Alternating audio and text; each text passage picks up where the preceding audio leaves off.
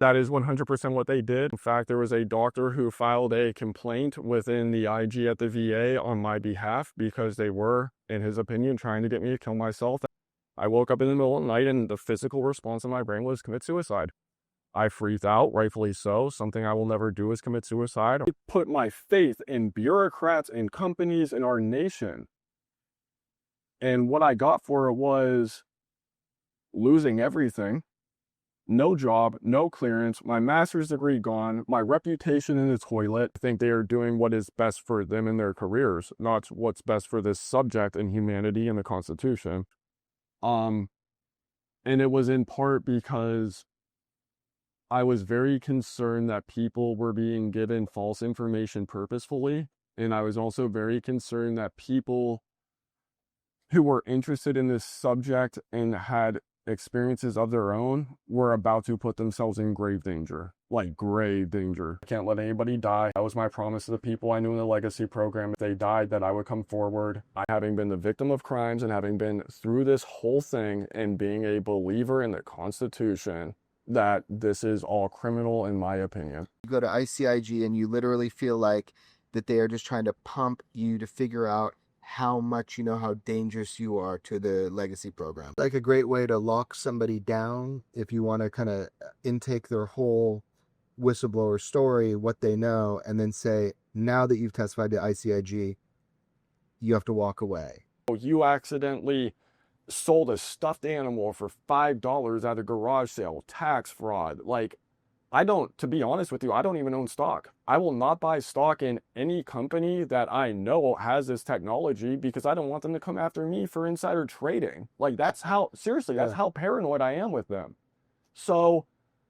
Well, because you felt the boot on your neck through all the experiences you've had after having these exposures. 100%. And then it gets into too is like all these people saying, oh, come forward, you'll be a hero, there's money, there's book deals. And it's like, you guys have no idea. Most of us are struggling to get by right now. One guy's lost a house, another one's not going to make rent next month. I pulled my 401k to keep a roof over my head. I had to save up money for 2 years whenever I began this process because I had a feeling, which turned out to be right, I'm going to be out. We met our obligation.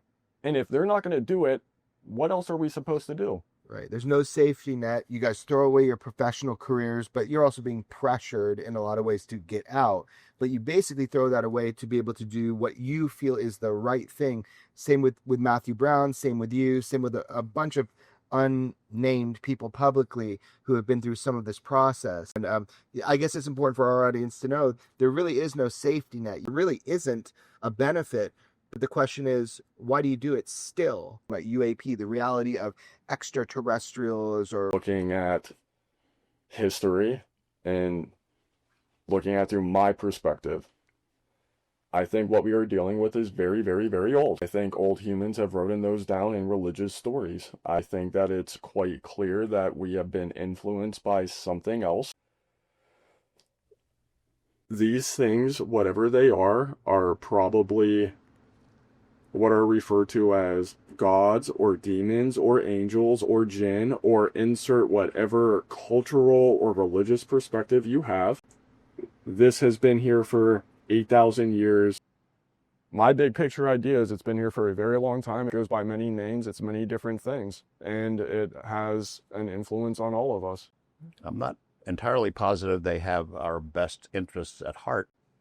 Feels like an experiment. They mess with us on a mass scale, an individual scale, and I'm not sure we're ever going to understand it. I don't know, but what I do know is that as a democratic republic and a nation that votes for our elected leaders and leaders that are supposed to provide us information, we're not fulfilling our obligation in our Constitution because we're not voting with information. We are lying to ourselves. So our audience only gets to hear you say, I saw something. These are the reprisals against me because I fell into other information, but that information I can't talk about. That's a difficult thing for the audience to have to get. I provided 3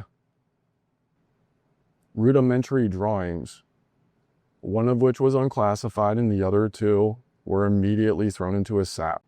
And the 2 that were thrown into a SAP prove we are not alone. this country has done a crime against you.